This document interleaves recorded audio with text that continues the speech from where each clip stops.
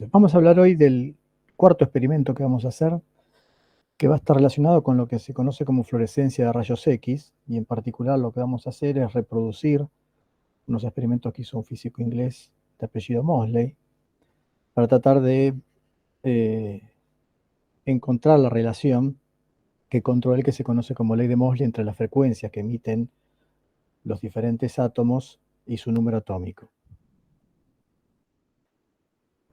Entonces, como venimos haciendo siempre, en cada uno de los experimentos que venimos realizando, un poco el contexto va a estar asociado con esos experimentos que la mecánica clásica no podía explicar y que hicieron que los físicos de finales del siglo XIX, principios del siglo XX, tuvieran que cambiar un poco la mentalidad y buscar nuevas teorías para poder explicarlos. Y había un conjunto de experimentos muy antiguos, ya fíjense que estamos hablando de experimentos que se remontan a ya finales del siglo XVIII, en los cuales se analizaba la emisión característica que emitían átomos incandescentes o gases excitados por una descarga eléctrica, y se observaba que, a diferencia de lo que se esperaba, de que esas emisiones fueran continuas, se observaban, cuando se fotografiaban esas emisiones, líneas discretas bien definidas a diferentes valores de longitud de onda. Para diferentes elementos, acá están fotografías de las emisiones obtenidas para el hidrógeno y para el sodio. Se observaba que para diferentes elementos los valores de esas emisiones eran también distintos. O sea que cada elemento tenía aparentemente unas emisiones características que no podían explicarse con la mecánica clásica.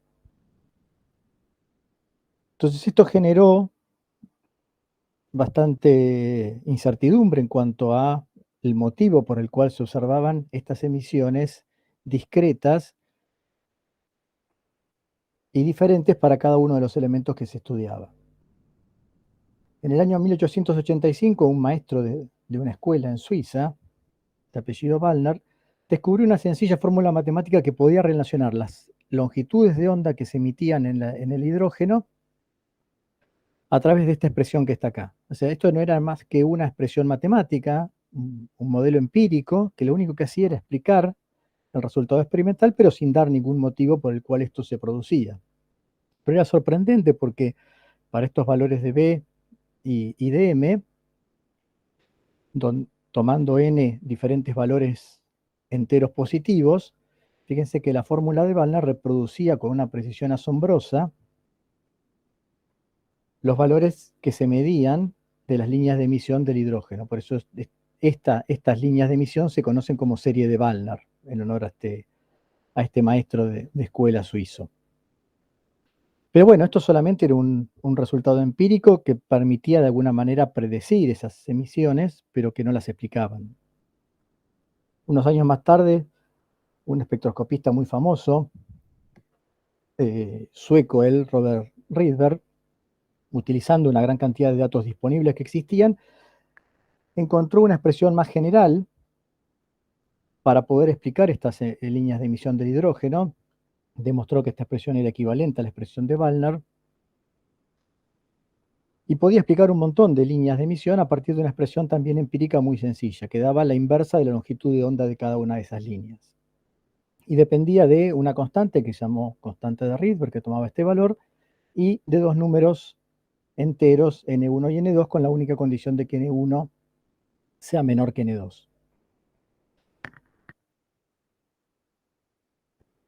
De nuevo, esta expresión reproducía muy bien las líneas de emisión de hidrógeno, pero no daba un motivo por el cual esto se producía, por qué los elementos emitían en forma discreta y no en forma continua como se esperaba que lo hiciera a partir de la mecánica clásica. Y un poco la explicación de este fenómeno proviene de empezar a entender cómo era la estructura atómica, algo que hasta fines del siglo XIX no se conocía. El primer modelo de estructura atómica que aparece, nosotros lo nombramos en su momento cuando hablamos de Thomson y sus experimentos con los rayos catódicos, ese que se conoce como modelo Thomson o modelo de Muffin de pasas, porque Thomson lo que propone cuando descubre la existencia del electrón como partícula individual cargada de carga negativa, es que los átomos estaban formados por una masa de carga positiva y en esa masa de carga positiva estaban incrustados los electrones de carga negativa, como si fuera un muffin con pasas de uva.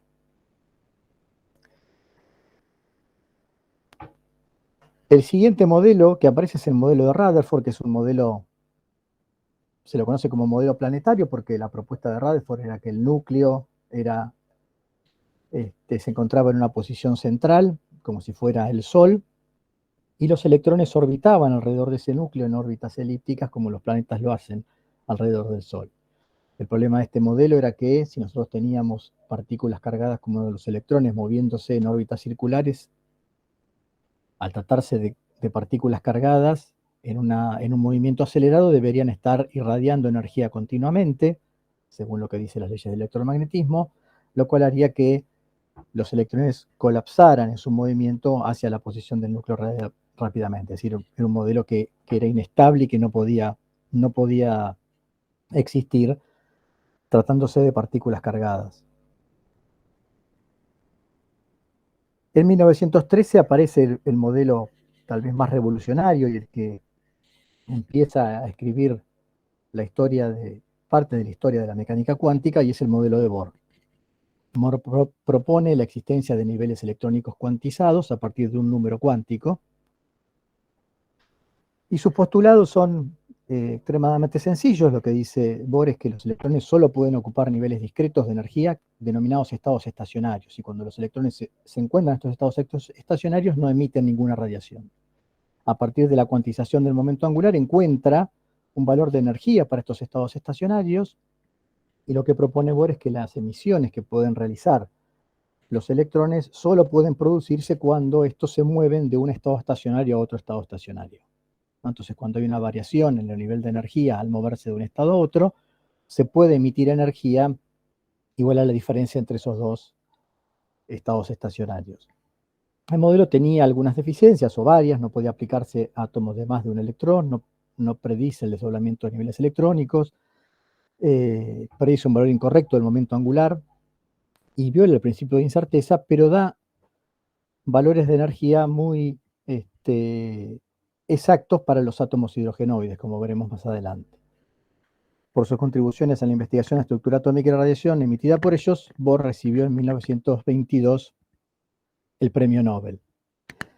Ahora, el problema era que la teoría de Bohr no proporcionaba una descripción completa del comportamiento electrónico de los átomos más pesados. Entonces los científicos empezaron a buscar una ecuación fundamental que pudiera describir este comportamiento y dar la energía de esas partículas subatómicas en general. O sea, buscar un poco un análogo de la ecuación o de las leyes de movimiento de Newton para las partículas subatómicas.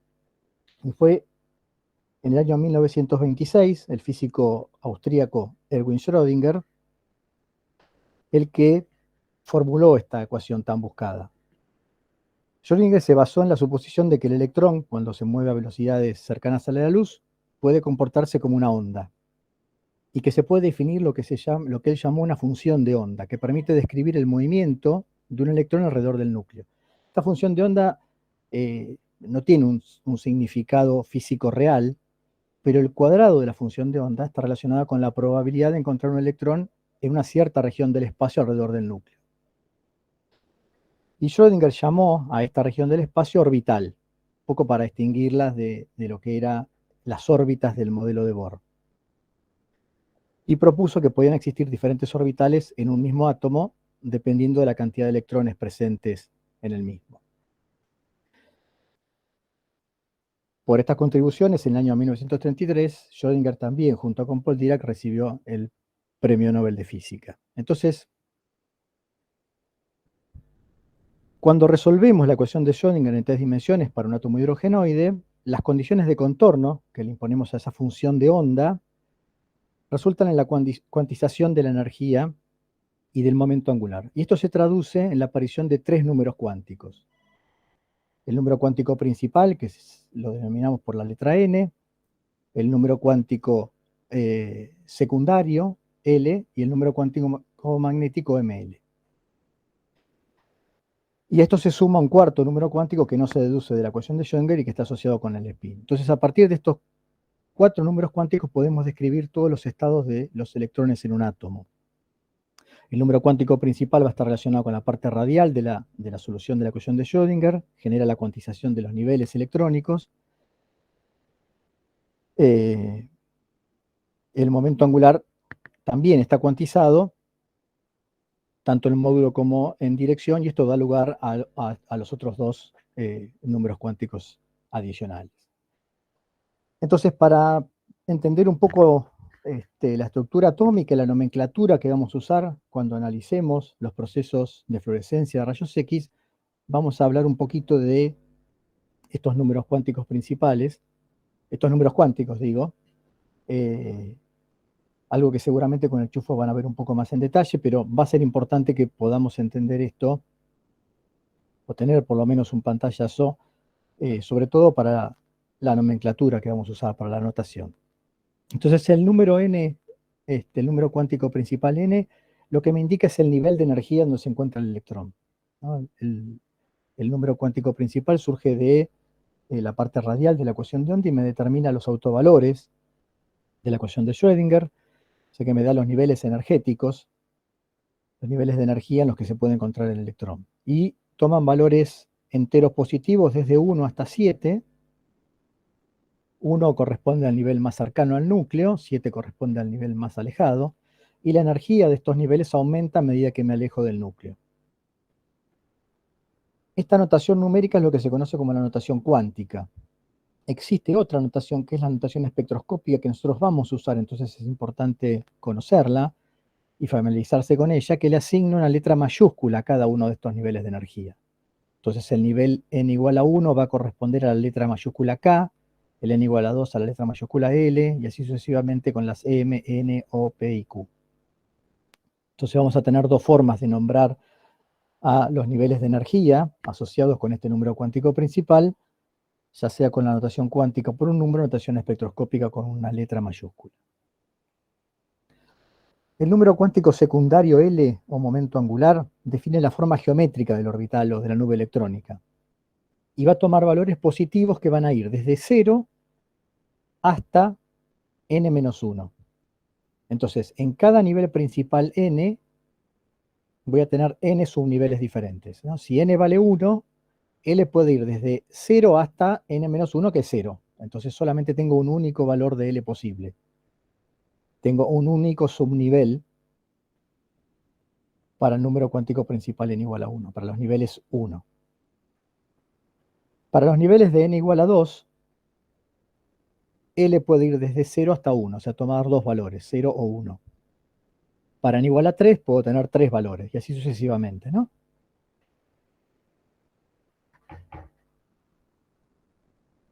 En la notación cuántica, los valores de L, los valores del número cuántico secundario, se van a asociar con una letra minúscula. Entonces, el valor 0 se va a asociar con la letra S minúscula, el valor de L igual a 1 con la letra P minúscula, el valor L igual a 2 con la letra D, el 3 con la F y el 4 con la G.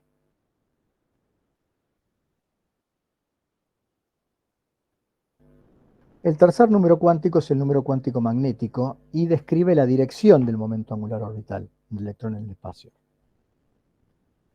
Y lo que me va a designar es el número de orbitales contenidos en cada subnivel.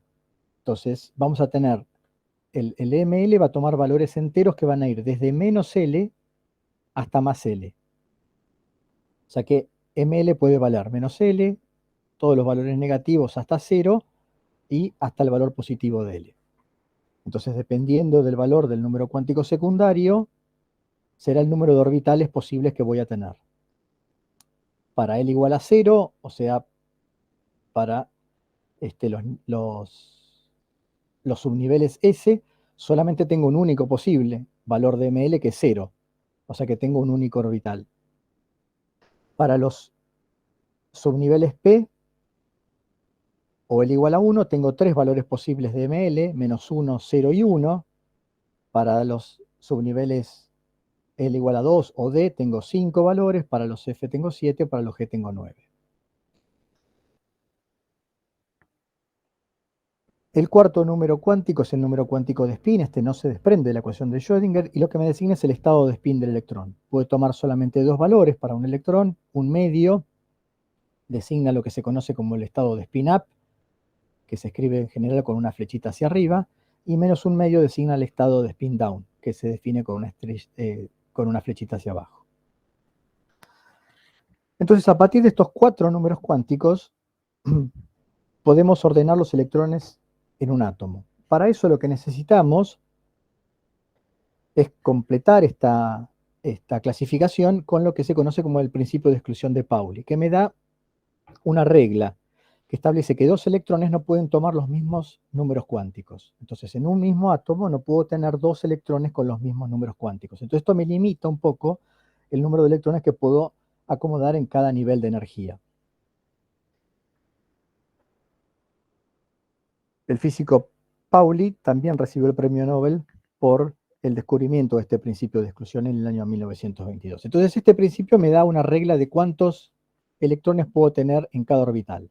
Entonces, yo tengo un subnivel L, o sea, un subnivel S, perdón, L igual a 0, tengo un único orbital posible, ¿no? Porque ML puede tomar solamente el valor 0.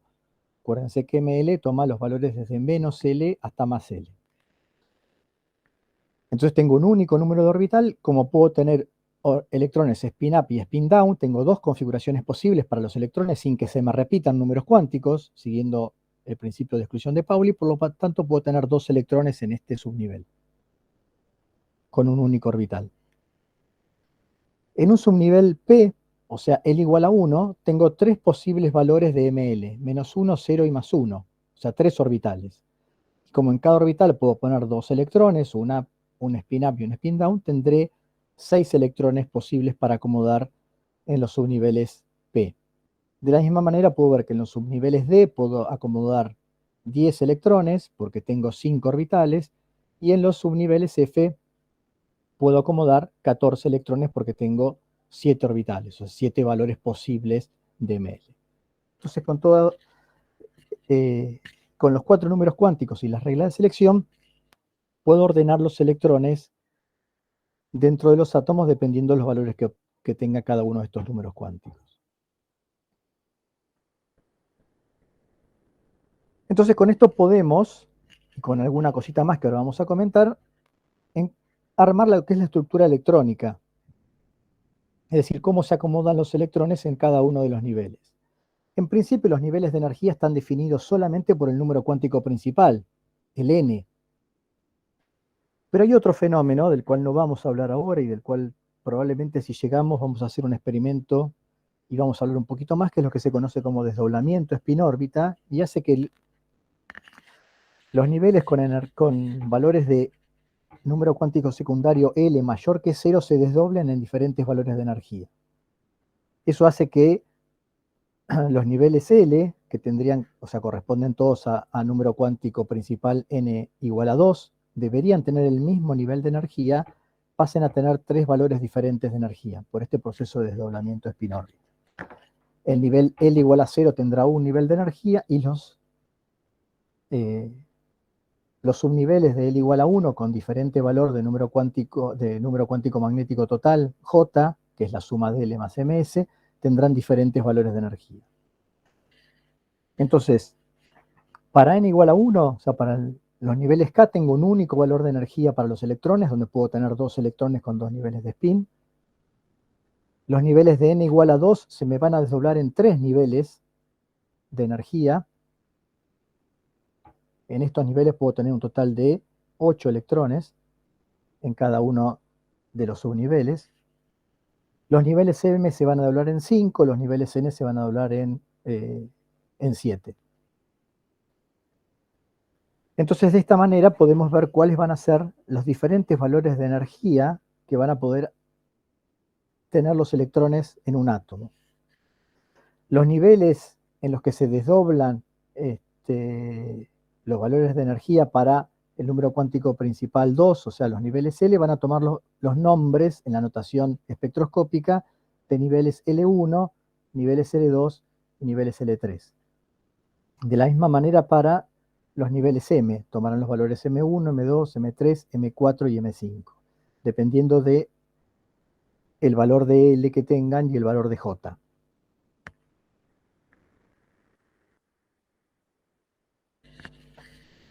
Entonces, teniendo en claro ahora la estructura electrónica y cómo varían los niveles de energía en el átomo, vamos a empezar a describir lo que es el proceso de emisión fluorescente que se produce en los átomos. Nosotros ya describimos el proceso de absorción fotoeléctrica, en el experimento pasado lo analizamos, pero trabajábamos con energía de excitación muy pequeña, ¿sí? Radiábamos un material con luz visible, lo cual nos permitía excitar los electrones más externos del átomo. Si nosotros sobre un material incidimos, sobre un elemento, un átomo, incidimos con energía mayor, energía de un fotón que esté en la región de los rayos X, tendremos energía suficiente para excitar ahora no los electrones más externos, sino los electrones más profundos. En particular, podremos tal vez excitar un electrón de los niveles K, o sea, un electrón 1s del átomo, el nivel más cercano al núcleo. Si esta energía entonces es suficiente para excitar este electrón, el electrón absorberá al fotón completo, será eyectado del átomo y saldrá con una energía cinética igual a la diferencia entre la energía del fotón incidente y la energía de ligadura de ese nivel correspondiente. Ahora bien, el átomo va a quedar en un nivel excitado, porque queda con un hueco en un nivel profundo. Lo que va a intentar hacer el átomo entonces es volver a su estado fundamental, llenando este hueco con un electrón de una capa externa. Entonces vamos a tener lo que se conoce como canales de desexcitación. Hay dos tipos de canales de desexcitación. Por un lado los radiativos y por otro lado los no radiativos. Describo primero estos porque lo que nos vamos a interesar más son estos. Pero voy a describir también los no radiativos. Una forma que tiene el átomo de volver a su estado fundamental es a través de lo que se conoce como emisión de un electrón Auger. En este proceso, el hueco que se generó en el nivel interno es llenado por un electrón de una capa más externa, en este caso una capa L, un electrón del nivel L.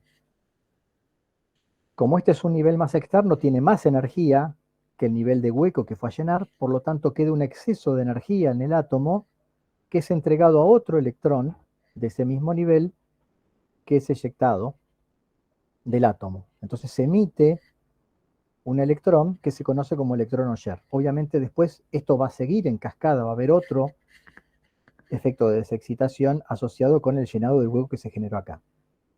Pero vamos a estudiar solamente el proceso primario. Entonces, en este proceso de desexcitación no se emite radiación, sino que se emiten electrones. Por eso se conoce como canal de desexcitación no radiativo o proceso no radiativo. El que nos va a interesar estudiar a nosotros va a ser el que se conoce como proceso de fluorescencia, de emisión de fluorescencia de rayos X. Cuando se genera el hueco inicial, por efecto fotoeléctrico, por haber eyectado un electrón de una capa interna, en este caso la capa K o 1s del átomo, el mismo llenado con un electrón de un nivel superior, en este caso un nivel L, lo cual, como habíamos dicho hoy, deja el átomo en un estado excitado. Este nivel tiene más energía que el nivel de hueco que está llenando, por lo tanto hay un exceso de energía, y ese exceso de energía se va a emitir en forma de un fotón. Un fotón que va a tener la energía igual a la diferencia de las energías de los niveles electrónicos, desde el electrón desde el cual se llenó hasta el nivel de hueco que se había generado originariamente. Dependiendo cómo sean los niveles iniciales y finales, vamos a tener diferentes valores de energía y llamaremos a esas radiaciones K alfa cuando el hueco que estamos llenando está en el nivel K y es llenado desde un nivel inmediato superior, en este caso el L, o K beta si es llenado desde dos niveles superiores. Entonces esta energía que se emite es una energía muy característica porque es una energía definida por la diferencia entre los niveles electrónicos involucrados, el nivel de hueco y el nivel desde el cual ese hueco se está llenando. Entonces esto hace que esas emisiones que se producen sean emisiones bien definidas, de energías bien establecidas, y que van a depender del átomo en el cual se están produciendo, porque los niveles energéticos de cada uno de los electrones en un átomo dependen del tipo de átomo del cual estamos hablando. Por eso estas líneas de emisión de fluorescencia constituyen lo que se conoce como una huella dactilar del elemento emisor, porque yo puedo determinar qué tipo de elemento es el que está emitiendo una determinada radiación midiendo la energía de la misma. Si yo conozco cómo son sus niveles electrónicos, puedo determinar cómo son las diferencias entre ellos y así determinar cuáles son las líneas características que debería emitir cada elemento de la tabla periódica. Entonces, esa notación que se emite se conoce, se le da el nombre de notación Sigvan. La radiación K es aquella radiación que se produce cuando el electrón es removido de la capa K. Si el electrón proviene del nivel inmediatamente superior, es decir, una capa L, la radiación se conoce como K alfa. Si proviene de 2 capas por encima, o sea, de una capa M, se conoce como K beta. Y si proviene de 3 capas por encima, se conoce como K gamma. De la misma manera, cuando se produce un hueco en la capa L, la radiación que se emite por el proceso de desexcitación de ese hueco que se generó en la capa L se conoce como radiación L. Y será L alfa cuando se llena desde el M, L beta cuando se llena desde el N, N gamma cuando se llena desde una capa O. Este nombre que se le da a este tipo de radiación es en honor a un físico sueco de nombre Carl Magnus Sigman, que se conoce también como el padre de la espectroscopía, que en el año 1924 también recibió el Nobel por sus investigaciones en el campo de la espectroscopía de rayos X.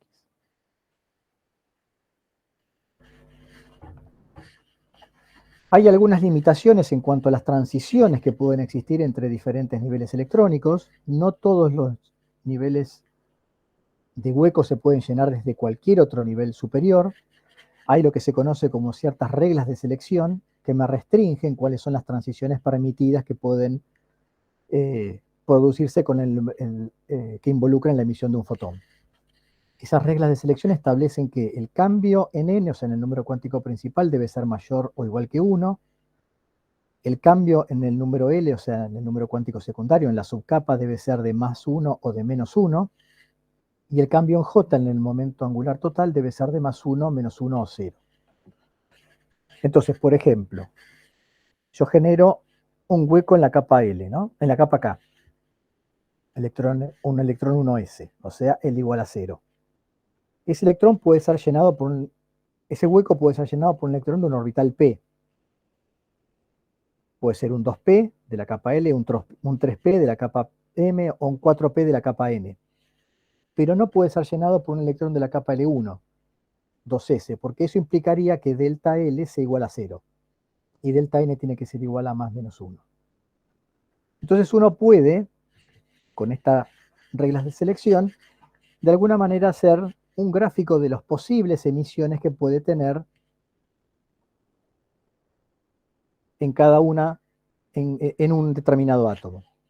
Y eso me va a determinar las energías propias de cada línea. Esas energías van a estar determinadas por la diferencia entre los niveles electrónicos involucrados, el nivel final y el nivel inicial. Entonces, como vemos, si yo tengo un nivel, un hueco generado en la capa K, las emisiones posibles que voy a poder tener serán asociadas a el llenado de ese hueco con electrones desde los niveles L2 o L3, o el llenado de ese hueco con niveles desde M2 o M3. Y no hay más posibles, ¿sí? El resto de las transiciones están prohibidas por reglas de selección. Esto también me permite ver un poco cómo van a ser los valores de energía, ¿no? Las energías, esas energías posibles que se van a emitir en lo que se conoce como líneas K, van a tener diferentes valores. La menor va a estar asociada con la K alfa 2, la siguiente con la K alfa 1, y así sucesivamente. Si bien estas dos líneas van a tener energías diferentes, cuando uno las analiza los valores que toman, en particular en los elementos más livianos, la diferencia en energía que existen entre estas dos líneas de emisión son extremadamente pequeñas. Entonces no la vamos a poder detectar en muchos casos, y estas dos líneas de emisión las vamos a ver como una única línea. De forma tal que, en general, si bien como vemos, los niveles electrónicos no dependen solamente del número cuántico principal, sino que también dependen del valor de L por el hecho del desdoblamiento spin-órbita que se produce. En general, nosotros vamos a regirnos por transiciones que van a estar asociadas solamente a diferencias entre los niveles, diferencias entre los números cuánticos principales. Porque como estas dos no las vamos a poder diferenciar, para nosotros las emisiones que se produzcan hacia niveles K solamente van a provenir de un único nivel n igual a 2, porque vamos a ver una única línea, o de un único nivel n igual a 3, porque estas dos también las vamos a ver como una única línea. A ver, esperen. No sé si había alguien que quería ingresar.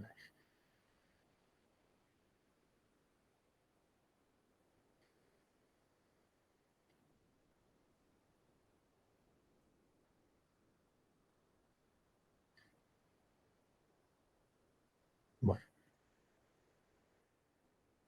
no lo veo.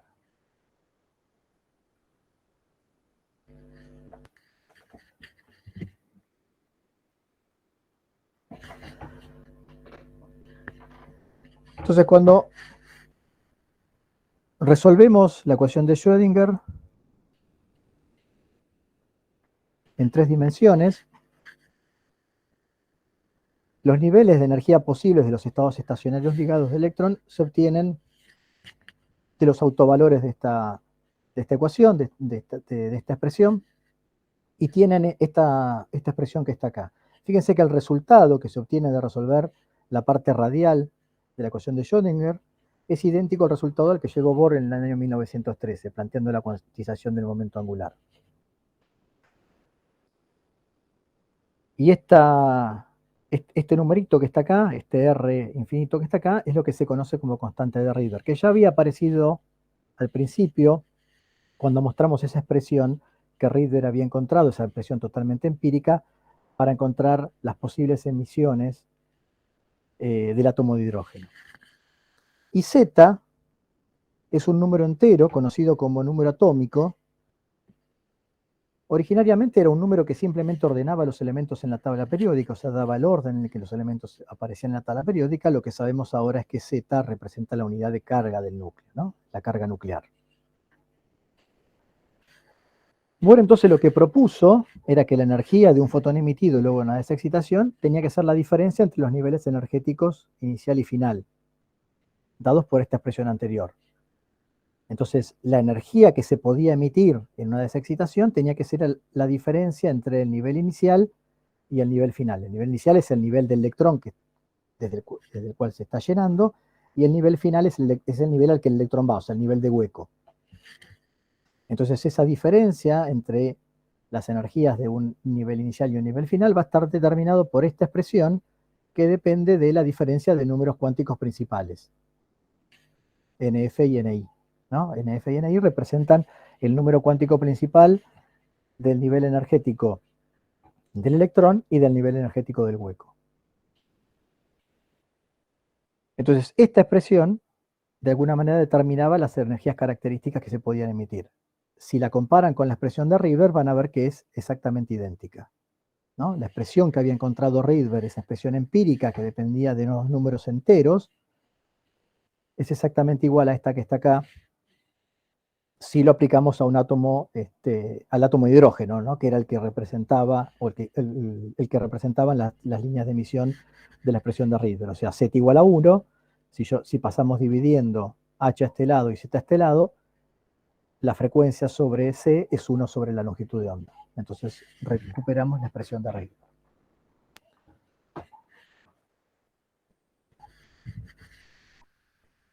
En el año 1913, el físico inglés Henry Moseley lo que se propuso es medir entonces las emisiones características de diferentes elementos y utilizar el modelo de Bohr para correlacionar la frecuencia de emisión con el número atómico. Entonces lo que hizo Moseley fue medir para un montón de elementos las energías que emitían cuando eran ionizados, las energías que se medían en los procesos de desexcitación, y correlacionó esa energía o la frecuencia que emitía esa radiación con el número atómico a través de esta relación. Lo que propuso Moseley es que la relación entre la frecuencia de emisión y el número atómico, en lugar de ir como z al cuadrado, iba como una relación de z menos una constante al cuadrado, con una constante de proporcionalidad c que dependía de la constante de Rydberg y de los números cuánticos principales involucrados en la transición, así como podíamos ver en la expresión de Bohr. Esta constante, que aparecía acá restando el número al número atómico, Moseley la llamó constante de apantallamiento. Y era una manera de poder considerar átomos con más de un electrón. Tengan en cuenta que el modelo de Bohr solamente tiene en cuenta átomos con un único electrón. Por lo tanto, la forma de incluir o de tener en cuenta situaciones más complejas en las que había más de un electrón en el átomo fue incluir esta constante de apantallamiento. De esta manera, Z menos sigma era la carga efectiva que el resto de los electrones veían. Si yo tuviera un único electrón, cuando produzco la ionización, ese electrón se va y no tengo más electrones. Entonces, el exterior, digamos, del átomo, lo que ve es la carga nuclear, solamente Z. Ahora, si yo tengo más electrones, en el nivel 1s, por ejemplo, voy a tener 2 electrones. Cuando yo produzco la ionización de ese nivel, o sea, arranco un electrón de ese nivel, me queda un electrón todavía en ese nivel. Entonces, los electrones externos, que van a ir a llenar ese hueco, la carga que van a ver van a ser una carga efectiva de Z menos la cantidad de electrones que quedaban, en este caso 1. Moseley efectivamente verificó que para lo que eran las líneas K, el valor de esa constante de apantallamiento tomaba un valor de 1, es decir, que la carga efectiva que veía el resto de los electrones cuando se producía la ionización era la carga del núcleo menos 1. Entonces, fíjense acá, lo que está graficado es la raíz de la frecuencia en función del número atómico. Esta es una reproducción del gráfico original de Moseley, y lo que encontró justamente es que había una relación, cuando graficaba en función de la raíz de la frecuencia, una relación lineal entre la raíz de la frecuencia y z. O sea que efectivamente este modelo que propuso se comportaba muy bien tanto para las líneas K como para las líneas L, y podía, a partir de este modelo, determinar esta constante de apantallamiento que tenía en cuenta la carga efectiva que veían los electrones que quedaban en el núcleo una vez que el átomo era ionizado. Entonces, la idea de nuestro experimento va a ser un poco reproducir el experimento de Moseley, es decir, medir las frecuencias de emisión para diferentes elementos y tratar de reproducir estos gráficos para poder ajustar estas expresiones a las diferentes líneas de emisión, tanto las K como las L.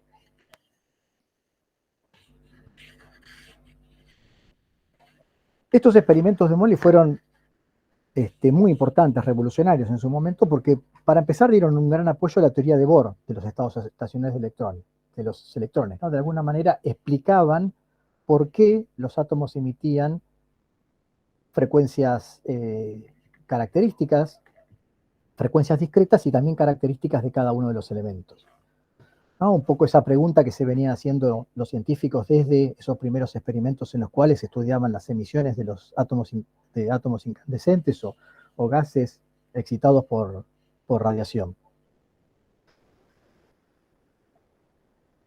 Pero aportó algo más Moseley, porque antes de los trabajos de Moseley, el número atómico era simplemente el número del lugar que el elemento ocupaba en la tabla periódica de Mendeleev, pero ordenados por el peso. O sea, la tabla periódica de Mendeleev estaba ordenada por peso, entonces el lugar que ocupaban quedaba determinado por el peso del elemento. Y había algunos problemas con ese ordenamiento. El caso más emblemático era el del elemento 18, en orden por peso, que era el potasio, con el elemento 19, que en orden por peso era el argón. La disposición en peso ponía al potasio en la columna de los gases inertes y al argón en la columna de los metales activos. Justamente lo contrario a las propiedades químicas que se conocían de esos dos elementos.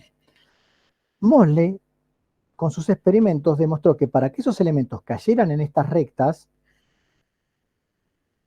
que ajustaba con sus datos en función de Z, el argón tenía que tener un Z de 18 y el potasio un Z de 19, es decir, el contrario de lo que se creía con el ordenamiento en peso. Entonces, cuando se ordenaban los elementos por el Z, obtenidos de la gráfica de Mosley, en lugar de por peso, se obtuvo una tabla periódica completa y más en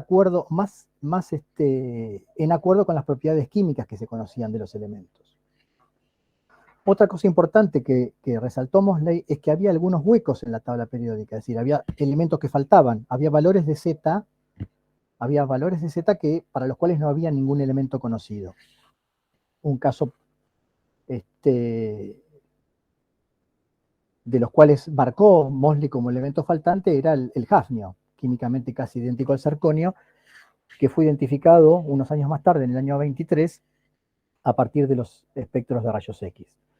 Elementos también con Z43, 61, 75, que son inestables, tampoco se conocían y fueron descubiertos más adelante y predichos de alguna manera por Mosley a partir de esos experimentos. Entonces, como les decía, el objetivo de este experimento va a ser medir las líneas de emisión K de diferentes elementos y utilizar esta ley de Mosley para determinar la constante de Rydberg y el coeficiente de apantallamiento asociado con las líneas K. Vamos a también estudiar la aplicación, si podemos, y medir elementos más pesados, estudiar la aplicación de la ley de Mosley también a las líneas L.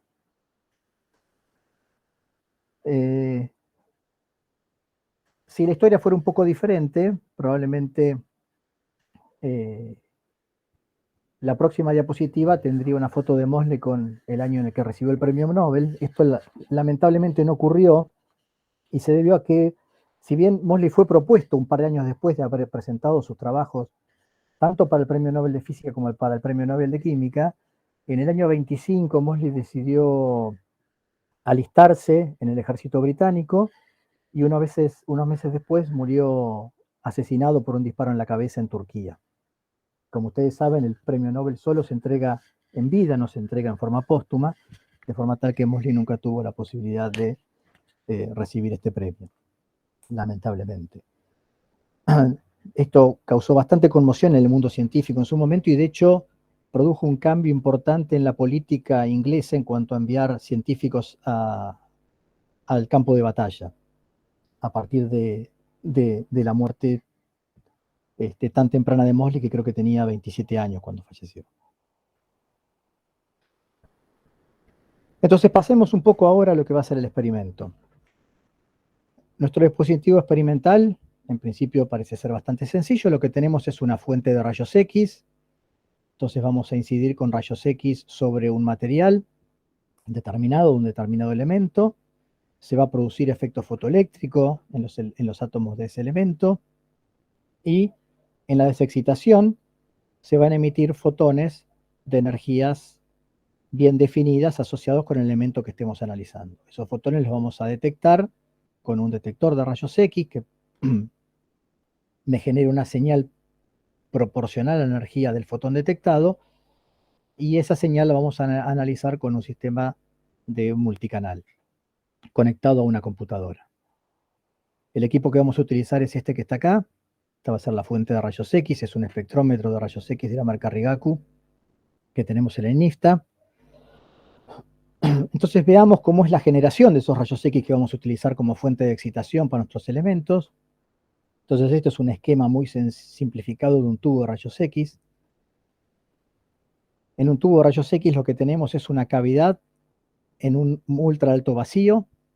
Dentro de esa cavidad tenemos un filamento de tungsteno por el cual hacemos circular una corriente, ¿no? De la misma manera que lo hacíamos con el experimento de E sobre M.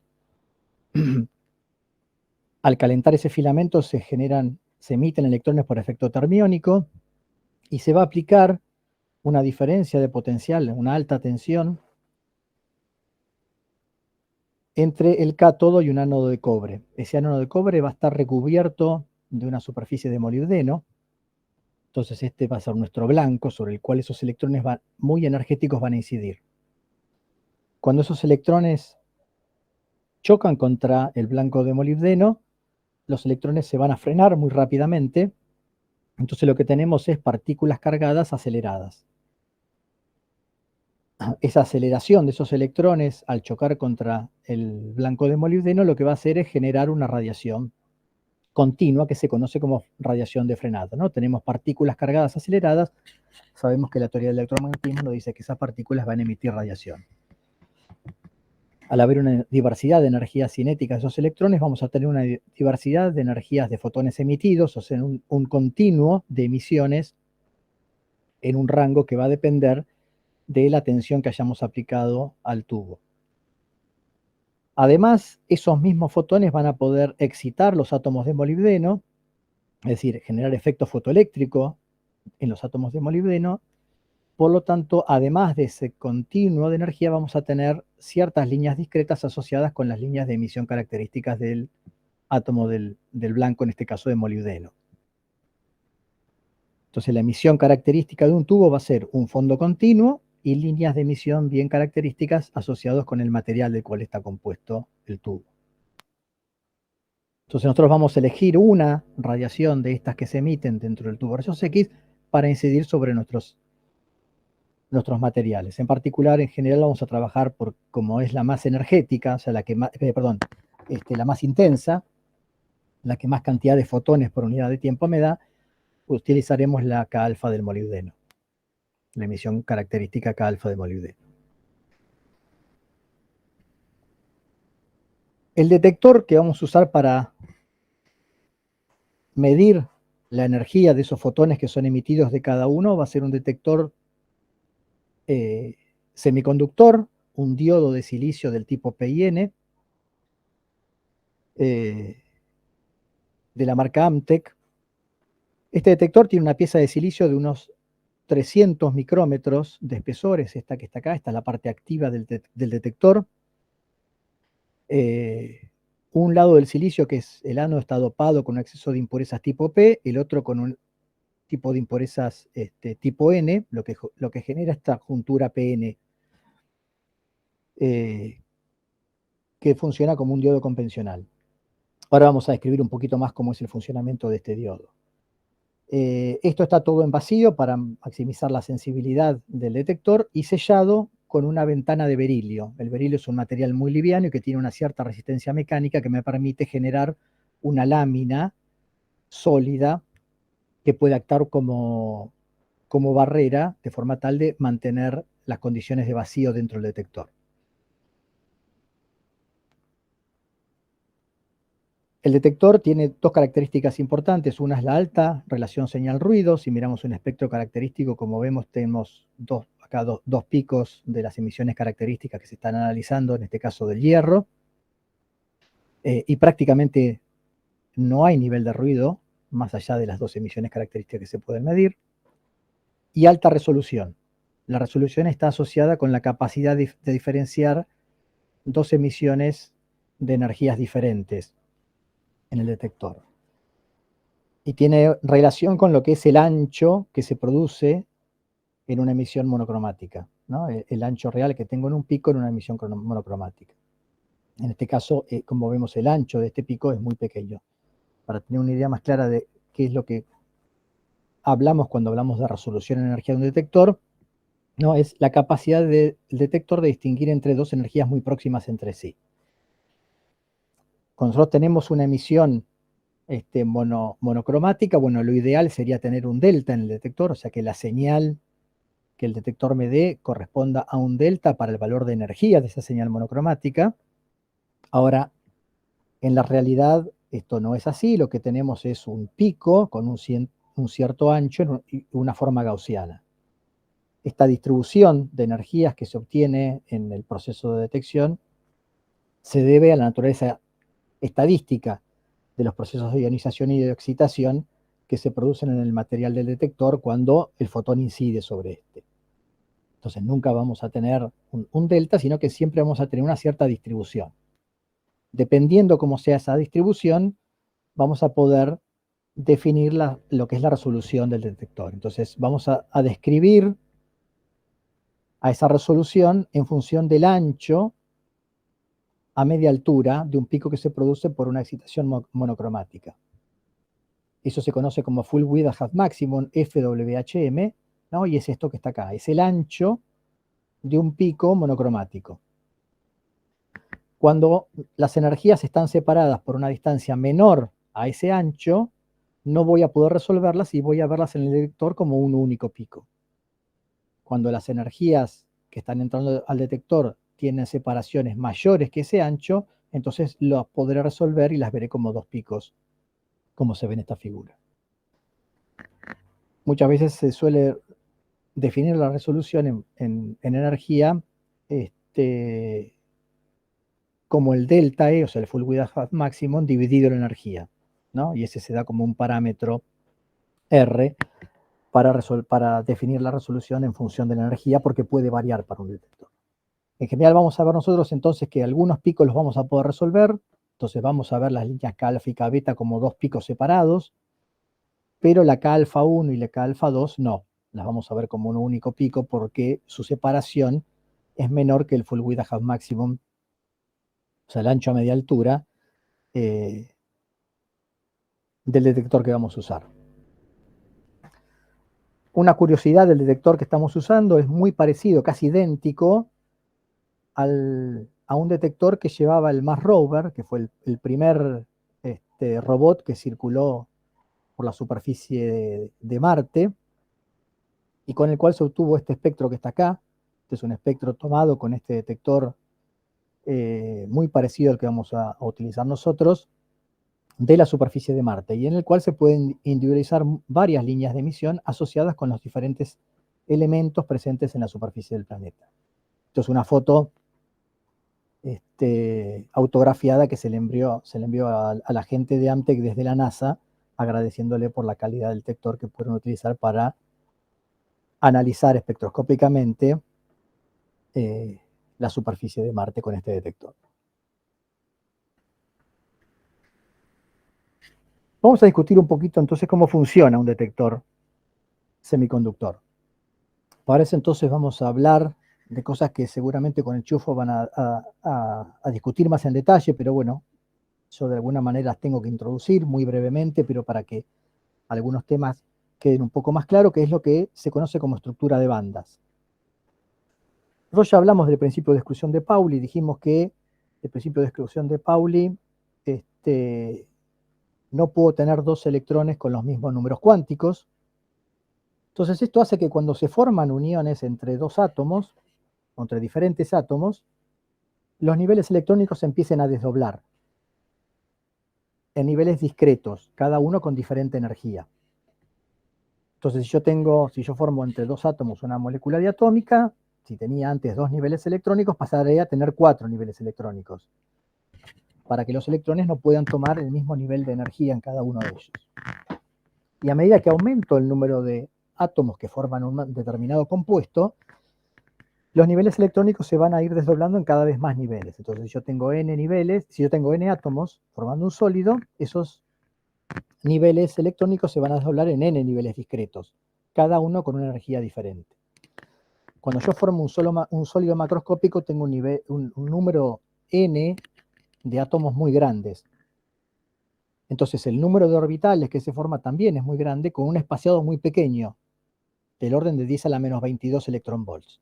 En estas condiciones, entonces, los niveles electrónicos pasan a formar un continuo. Ya la separación es tan chica entre ellos que es un continuo. Ya no tengo niveles electrónicos discretos, sino que lo que tengo son bandas continuas de energía, y es eso lo que tenemos en un sólido. En particular voy a tener dos bandas, una es lo que se conoce como banda de valencia, que es la banda de los niveles, de los últimos niveles ocupados, los niveles electrónicos ocupados, y la banda de conducción, que es la banda de los primeros niveles electrónicos desocupados. Va a haber una separación entre esas dos bandas que se conoce como el gap. Y esa separación me va a determinar el comportamiento electrónico del material. Entonces voy a tener tres situaciones posibles, dependiendo del valor de ese gap que me separe la banda de valencia de la banda de conducción. Cuando ese gap sea mayor que 5 electronvolts, lo que voy a tener es un aislante. ¿sí? No voy a tener forma de generar conducción, porque yo para generar conducción necesito llevar electrones de la banda de valencia a la banda de conducción y tengo que saltar un nivel de energía muy alto. Entonces el material no conduce. Cuando ese nivel de gap está en el orden del electrón volt, lo que tenemos es un semiconductor. En un semiconductor, un electrón adquiere energía suficiente para acceder a la banda de conducción con excitaciones térmicas solamente. Y en un conductor, los niveles, las bandas de conducción y las bandas de valencia están solapados. Entonces, los electrones de la banda de valencia pueden acceder libremente a la banda de conducción para moverse por el material y generar el movimiento de cargas. Entonces, ¿cómo se produce el movimiento de cargas en un semiconductor? Bueno, en un semiconductor yo cuando promuevo un electrón de la banda de conducción a la banda de valencia, lo que produzco es un par electrón hueco. Tengo un electrón en la banda de conducción y me quedó un hueco en la banda de valencia. Si yo aplico un campo eléctrico, el electrón se va a mover en el sentido opuesto al campo eléctrico, lo que me va a generar una corriente, acuérdense que la corriente siempre se define a partir de las cargas positivas, una corriente en el sentido inverso, es decir, en la misma dirección del campo eléctrico aplicado. Entonces la corriente del electrón será en la dirección del campo. El hueco lo puedo pensar como una carga positiva. Entonces el hueco también se va a mover debido al efecto del campo eléctrico aplicado y se va a mover también en la misma dirección de la corriente generada por el electrón. Es decir que tanto electrones como huecos contribuyen a la corriente en un semiconductor en la misma dirección. Entonces tengo un doble efecto. Cuando genero ese pan electrón hueco en el semiconductor, voy a tener un efecto de corriente asociado tanto a las cargas positivas, a los electrones, como a los huecos en la banda de conducción. Muy esquemáticamente, ¿cómo funciona un detector semiconductor? Bueno, lo podemos pensar como si fuera una cámara de ionización sólida. Yo tengo acá mi material semiconductor. Cuando llega radiación externa, un fotón, se van a producir un montón de pares electrones huecos. Esos pares electrones huecos en realidad no se producen por la absorción del fotón en sí, sino por un efecto secundario. Cuando llega el fotón al material, va a producir efectos fotoeléctricos sobre algún átomo, de forma tal que voy a tener un electrón que va a ser eyectado de ese átomo, y ese electrón, a medida que vaya colisionando con los diferentes átomos del material, va a ir generando pares electrones huecos.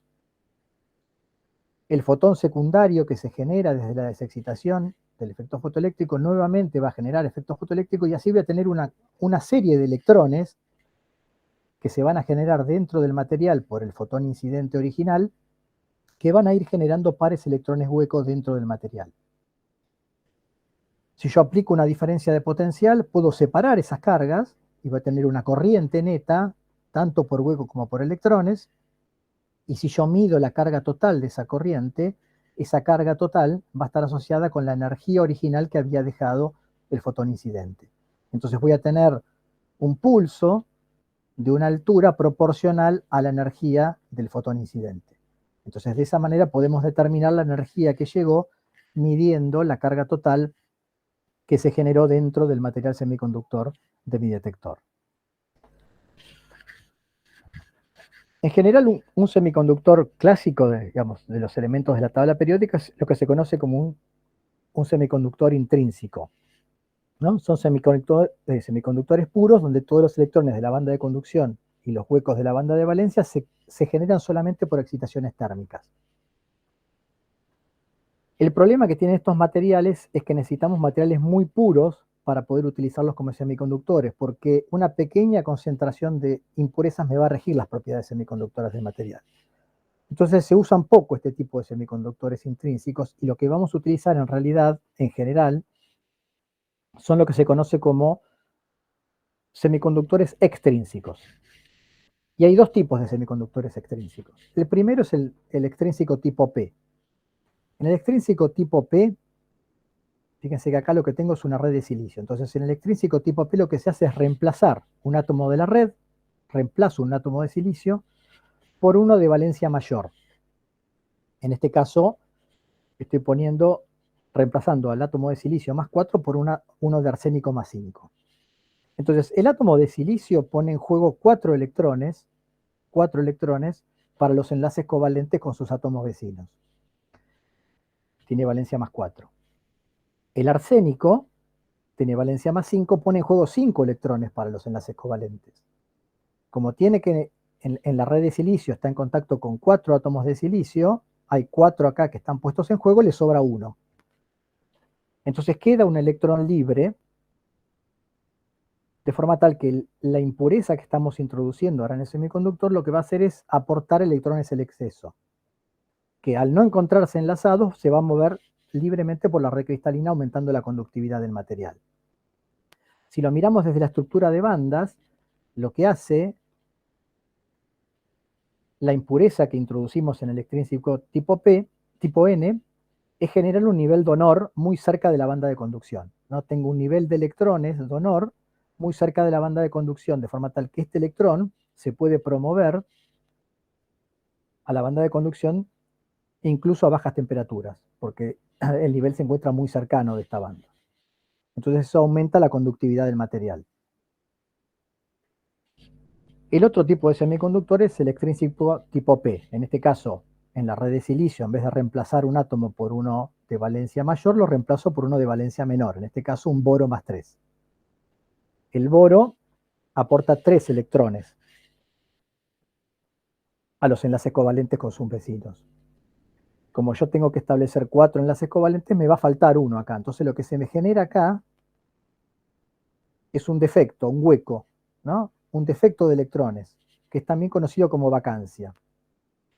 Esto va a representar en la estructura de bandas un hueco aceptor de electrones que no pertenezcan a la red cristalina. Entonces, si lo vemos desde el punto de vista de las bandas, en un extrínseco tipo P, lo que tengo es un nivel aceptor muy cercano a la banda de valencia. Entonces, un electrón de la banda de valencia puede ser promovido a este nivel muy fácilmente.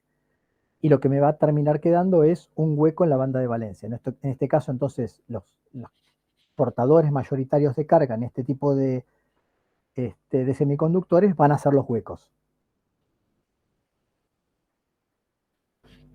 Entonces, ¿cómo funciona un detector semiconductor? O lo que se conoce, este tipo de detector semiconductor que se conoce como juntura PN. Entonces, lo que hacemos es unir dos semiconductores extrínsecos, uno tipo P y uno tipo N, y los pegamos. Cuando pegamos esos dos materiales, se va a generar en la región de unión una migración de carga. ¿Sí? Voy a tener electrones.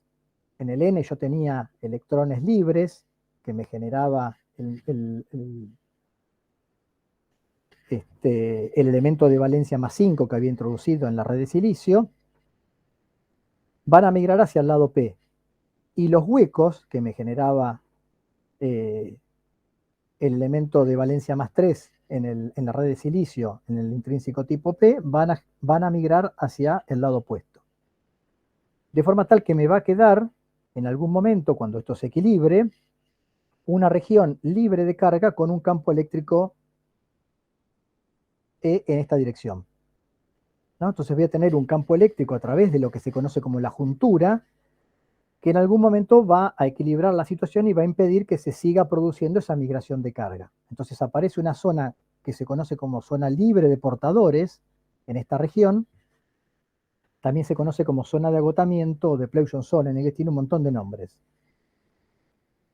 Es una región libre de portadores, porque los portadores ya se movieron de una región a otra, y equilibrada por este campo eléctrico que se genera por ese movimiento de carga. Esa región va a ser la región sensible de mi semiconductor y va a funcionar como un diodo, porque va a permitir el flujo de corriente solamente en una dirección.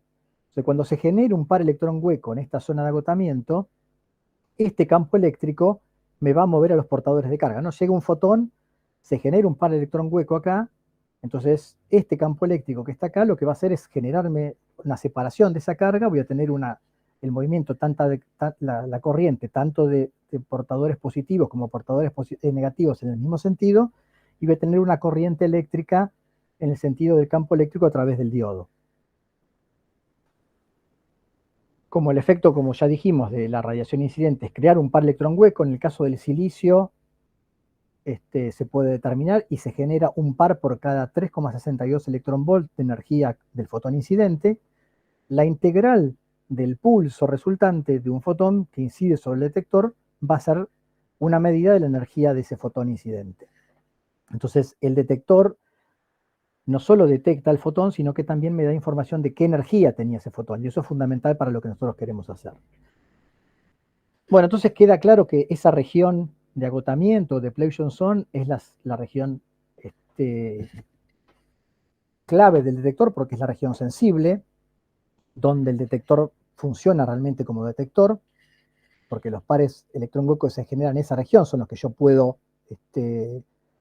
los que puedo medir, porque son los que se van a mover debido a esa región de campo eléctrico que existe ahí.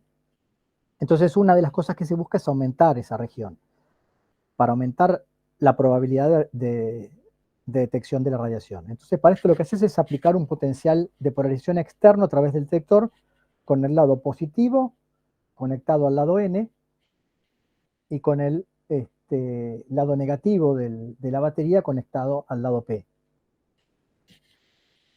Entonces, el efecto de este potencial de polarización inverso que aplicamos es extraer electrones de la región tipo P y proveer electrones a la región, extraer electrones de la región tipo N y proveer electrones a la región tipo P.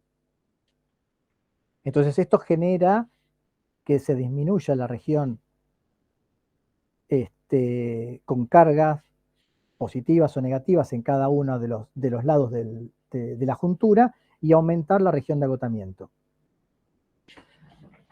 Hasta que la región de agotamiento adquiere el mismo potencial eléctrico que la batería. En ese caso se vuelve a equilibrar la situación.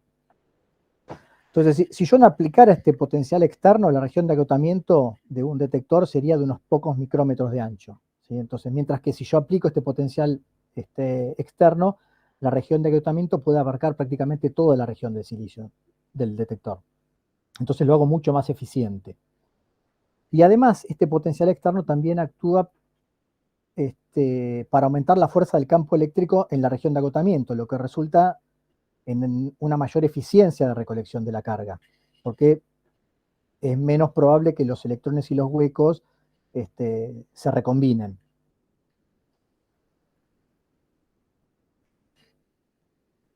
Un efecto que yo les había comentado era que se pueden generar pares electrones huecos por efectos térmicos. Entonces, para evitar esto, el detector funciona a baja temperatura. El detector se lo enfría a 250 Kelvin para evitar que haya un ruido de fondo asociado con procesos de generación de pares electrón hueco por efectos térmicos. Bueno, entonces una vez que uno genera el pulso, ese pulso de altura proporcional a la energía del fotón incidente en el detector, pasa por un amplificador, se amplifica, obtengo un pulso conformado que llega a lo que se conoce como un analizador multicanal.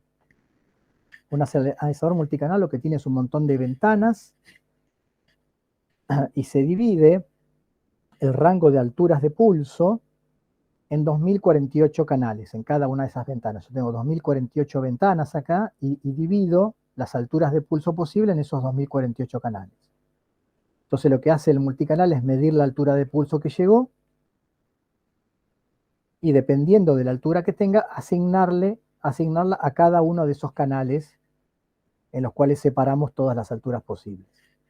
Entonces lo que terminamos teniendo así es una especie de histograma cuya altura corresponde es proporcional al número de pulsos con ese rango de energías o de altura de pulso que llegó. Entonces el espectro que tenemos en un multicanal es una cosa por el estilo, ¿no? Donde cada uno de estos es un canal asociado con una altura de pulso de entrada. Y acuérdense que esa altura de pulso de entrada está asociada con la energía del fotón incidente. O sea que yo voy a poder relacionar a cada uno de estos canales con una energía de fotón incidente. Eso es algo que vamos a tener que hacer en el experimento. Eso se conoce como calibración en energía. Voy a tener que calibrar al multicanal y pasarlo de canal a energía para tener información de la energía de estos picos que aparecen acá, para saber a qué energía de fotón corresponde. No me sirve de nada la información de canal si yo no lo puedo asociar con una energía característica del fotón. Bueno, entonces el experimento más o menos va a consistir en estos siguientes pasos. Va a haber una primera parte que es la determinación de la constante de Rydberg y el coeficiente de apantallamiento, es decir, reproducir el experimento de Moseley. Lo que vamos a hacer es medir los espectros de fluorescencia de diferentes elementos, unos cuantos, estos y tal vez más.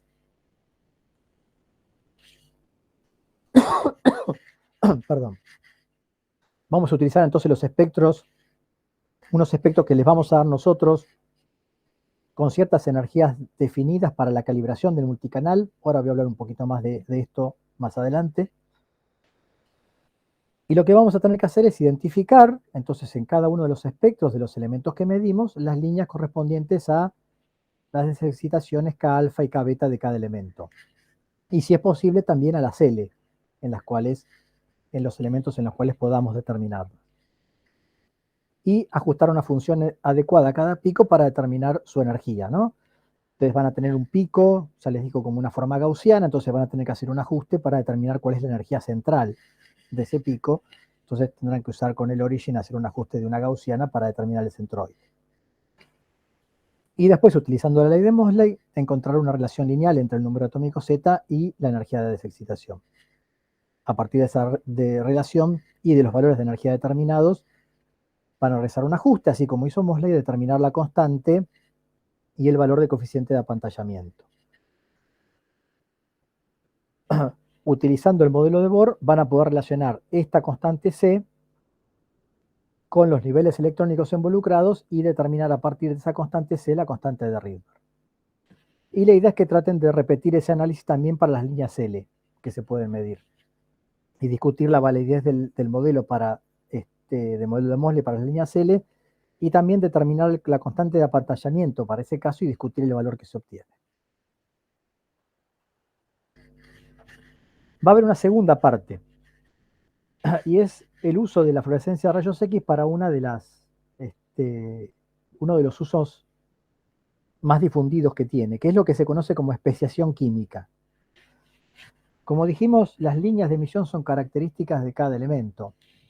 Entonces uno puede usar la fluorescencia de rayos X sabiendo cuáles son las líneas de emisión de los elementos de la tabla periódica para determinar qué elementos están presentes en un material desconocido. Entonces eso es lo que se conoce como especiación química. Eso es lo que se hizo, por ejemplo, en la superficie de Marte. Medir el espectro de fluorescencia y a partir de esas líneas determinar qué elementos estaban presentes en la superficie del planeta Marte. Entonces nosotros lo que vamos a hacer es medir un espectro de fluorescencia de una Tierra. En realidad no creo que nos dé el tiempo para hacerlo. Yo creo que lo que vamos a terminar haciendo es les vamos a dar los espectros, o el espectro, porque es un espectro de un material desconocido. Además hay que medir el fondo, porque cuando uno quiere hacer esto, lo que tiene que sacarse de encima son todas las contribuciones del portamuestra, de las paredes del equipo, ¿no? Cuando uno hace toma un espectro de fluorescencia, todo lo que está cerca de la muestra también va a contribuir de alguna manera, porque va a haber dispersión de fotones y esos fotones pueden excitar átomos del portamuestra, por ejemplo, y algunos de los fotones de desexcitación pueden entrar en el detector. Entonces siempre hay señales del fondo asociados con todo el entorno de la muestra en la que estamos midiendo. Entonces, cuando uno quiere hacer quiere tomar un espectro de fluorescencia para hacer especiación química, lo que tiene que hacer es tomar un espectro de fondo, es decir, un espectro en condiciones similares a la de muestra, pero sin la muestra, para ver todas las contribuciones que tiene de ese entorno y poder restarlas al espectro del material de la muestra que está analizando. Y lo que les proponemos es que usen directamente la ley de Moseley, ¿no? Porque ya como ustedes tienen esas rectas asociadas con la relación entre la frecuencia o la raíz de la frecuencia y el Z, viendo la posición de los picos que aparecen en la muestra incógnita, uno podría determinar a qué Z corresponde. Obviamente, todos los valores de emisiones características de fluorescencia están tabulados, entonces uno puede acudir a algún programa, como es este que está acá, que pueden bajar de esta página o una tabla en internet, como esta que está acá, y comprobar esas emisiones a qué elementos corresponden. Y van a tener que hacer, para la primera parte, un informe como el que venían haciendo hasta ahora, ¿no? Típico informe con la estructura con la que ya venimos trabajando, pero para esta segunda parte, para la especiación química, lo que van a tener que hacer es un informe técnico. Muchas veces nos pasa, nosotros lo hacemos cotidianamente, de que viene una empresa con un caso como este, que tiene un cierto material y quiere hacer una especiación química de ese material para saber qué elementos tiene. Entonces lo que nos pide después no es un paper, lo que nos pide es un informe técnico en el cual nosotros le informemos los resultados que obtuvimos. Entonces tiene que ser algo bien concreto, en el que se dice, bueno, qué fue lo que se hizo, qué procedimiento se realizó, con qué equipamiento y cuál es el resultado que se obtuvo. En un informe técnico uno no va a hacer una introducción hablando de el efecto fotoeléctrico y la fluorescencia de rayos X y los niveles electrónicos. Simplemente lo que va a hacer es dar el resultado concreto que el cliente me está pidiendo a mí. Entonces es una práctica también que los científicos a veces tenemos, interactuamos con diferentes industrias cuando tenemos equipos de estas características y hacemos informes técnicos para informar los resultados que nos piden, que son muy diferentes de lo que es un paper científico. Entonces también es una buena práctica pensar cómo comunicar un resultado ahora a un público muy diferente que lo que es la comunidad científica. Bueno, para ir terminando ya, lo primero que hay que hacer, como les decía, es la calibración del multicanal. Cuando nosotros medimos el espectro, cuando ustedes miran el espectro, lo que van a obtener es un archivo de texto como este que está acá, tiene un encabezado con alguna información.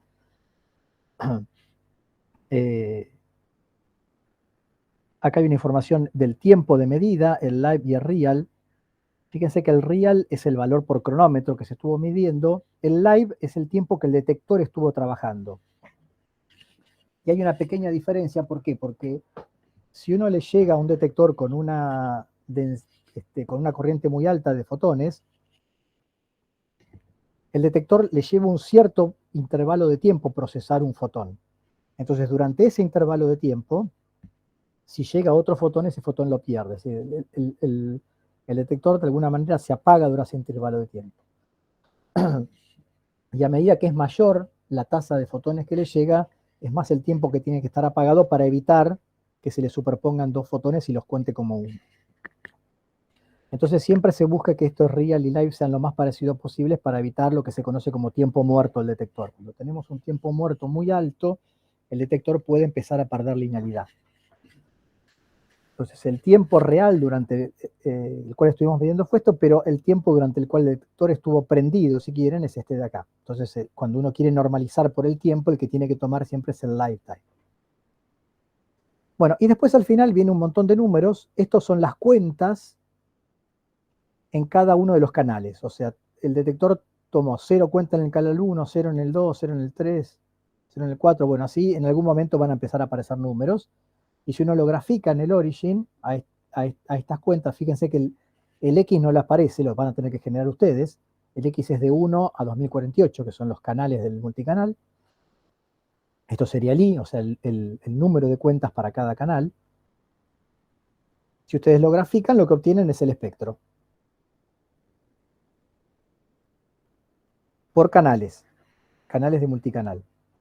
Entonces acá vemos que tenemos dos emisiones características. Acá, esto creo que era de un hierro. Esto es hierro, o sea que acá tengo el K alfa y el K beta del hierro. Y hay algunos otros picos que, bueno, en principio pueden ser cosas de fondo, no sé, habría que ver a qué se corresponde. Este pico que aparece acá es el haz directo. Yo estoy incidiendo con un fotón de 20.480 electronvolts, si no me equivoco, y ese fotón puede dispersarse en la muestra y entrar en el detector sin modificarse. Entonces el pico que aparece al final es el de las directo.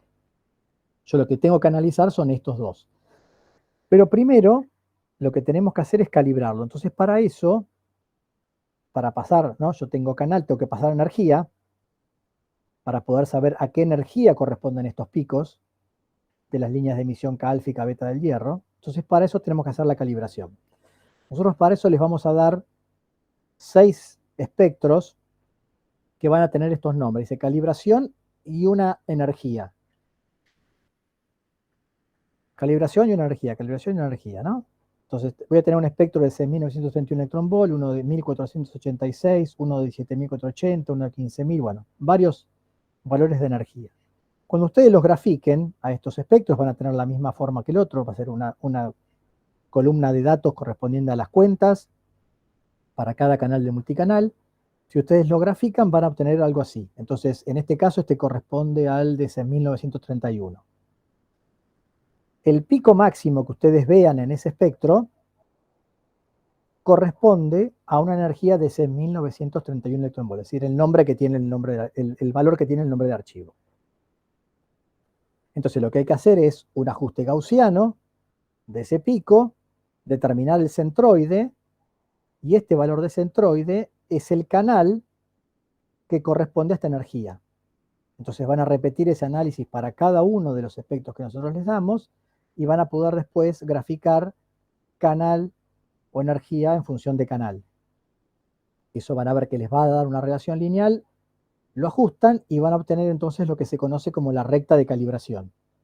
La recta que me permite pasar de canal a energía. Entonces ustedes después cuando determinen la posición de un pico desconocido en alguna muestra, que lo van a determinar en canal, van a poder hacer el pasaje de canal a energía con esta recta. O si quieren directamente pueden ya graficar todos los espectros en energía. Por ahí hasta es más fácil eso. Pueden graficar todos los espectros en energía una vez que tienen la recta de calibración y hacer el análisis directamente en energía. Bueno, este es el programita el EPAESUS, que les da toda la información de las líneas de emisión de todos los elementos. Si ustedes van a esta parte de absorción y presionan sobre cada elemento, les aparecen todas las líneas de fluorescencia. Entonces pueden tener una idea de qué energías tendrían que esperar en cada uno de los elementos que van a estar analizando. Así que bueno, puede ser un programa de mucha ayuda. Tengan en cuenta que cuando Mosley hizo todos estos experimentos, estas cosas no existían, o sea que él hizo todo a ciegas, ¿no? Y fue descubriendo de alguna manera las energías características de cada uno, no tenía ninguna referencia en la que basarse. Pero bueno, nosotros las tenemos y a veces pueden ayudarlos si están medio perdidos en análisis. Bueno, finalmente, porque esto ya se me ha hecho muy largo, algunas precauciones a tener en cuenta en el experimento. Esto yo se los voy a repetir el día que venga la lista a hacerlo, pero quiero que lo tengan por escrito para que lo tengan presente. Hay que tener mucho cuidado con la superficie del detector. No hay que tocarla bajo ninguna circunstancia. Como yo les dije, la superficie del detector es una fina capa de berilio, ¿no? Es una fina capa, ¿por qué? Porque si fuera una capa gruesa, esa capa absorbería muchos fotones, entonces me llegarían menos fotones al detector. Entonces yo quiero que lleguen la mayor cantidad de fotones posibles al detector para no perder eficiencia. Entonces se busca como material de protección del detector un material liviano, como el berilio, y lo más delgado posible. La capa protectora se trata de hacer lo más delgada posible, con lo cual es un material extremadamente frágil. Si se puede dañar con facilidad si lo manipulamos, entonces no hay que tocar la tapa. Tengan en cuenta que vamos a estar trabajando con energía altamente ionizante, ¿no? Vamos a estar trabajando con rayos X. Obviamente el equipo que vamos a utilizar está blindado, tiene sistemas de protección. Nosotros en su momento cuando hicimos la instalación del equipo, hicimos un estudio radiológico de las emisiones que podían llegar a encontrarse fuera del equipo y vimos que era totalmente seguro, como ya eso lo informa el proveedor, pero hicimos la verificación, es completamente seguro trabajar con el equipo o cerca del equipo y no se recibe ninguna radiación por encima del fondo. Pero de todos modos hay que tener siempre precauciones, no manipular las compuertas sin supervisión, tener cuidado, más allá de que todo tiene sistemas de protección. Si yo quiero abrir la tapa, cuando el tubo está prendido, el tubo se apaga automáticamente, o sea que no tengo forma de que me pueda exponer a la radiación directa del tubo simplemente abriendo la tapa. son cosas que hay que tener siempre cuidado a la hora de trabajar con radiación ionizante, ¿no? Hay que ser respetuosos de esas cosas. No es para nada peligroso trabajar ahí, nosotros lo hacemos cotidianamente, pero siempre hay que mantener un cierto respeto con este tipo de situaciones. Otra cosa también, manipular con extremo cuidado los metales que vamos a usar para los experimentos, son bastante frágiles también. Después, bueno, cuando realizan el experimento, esto es algo que vamos a mirar con ustedes, pero ya también se los comento acá. Ustedes el espectro lo van a ir viendo en tiempo real, entonces lo que hay que ver es, bueno, a ver cuánto tiempo hay que medir para tener un pico bien definido de forma tal que uno lo pueda ajustar y determinar de forma correcta la posición del centroide para asignarle una energía a ese pico. Entonces trataremos de que el nivel de ruido sea suficientemente bajo como para que el ajuste sea bueno. Bueno, acá hay algún comentario en cuanto al espectro de la muestra incógnita que tenemos que analizar para hacer la especiación química. Estos espectros, ya les digo, en general no vamos a tener tiempo de hacerlos nosotros, así que probablemente los midamos o les demos espectros que ya tenemos medidos. Llevan mucho tiempo. La preparación también lleva algún tiempo porque hay que preparar una pastilla, disolver el material que uno quiere medir en un material liviano, para después medir una pastilla del mismo material liviano sin la muestra incógnita para poder tener una buena resta de fondo. Y cuando después hagan la normalización para restar el fondo, tienen que hacerlo ya sea por el tiempo vivo de medida o también por el pico de las directo, ¿no? Una forma también de normalizar. Tengan en cuenta que si yo quiero restar el fondo, lo tengo que restar en las mismas condiciones en las cuales pedí la muestra. Entonces, una cosa que tengo que hacer es normalizar por el tiempo. Si la muestra la medí 1 hora y el fondo lo medí 2, y voy a tener más cuentas en la medida de fondo. Entonces, tengo que normalizar por el tiempo que estuve midiendo. Otra forma de normalizar es por la altura de las directo. Entonces, uno puede comparar resultados y ver cuál es el mejor camino de normalización. Si el tiempo vivo o el as directo. Pero bueno, estas cosas las vamos a charlar después bastante el día que venga el NIFTA y hagamos la medida.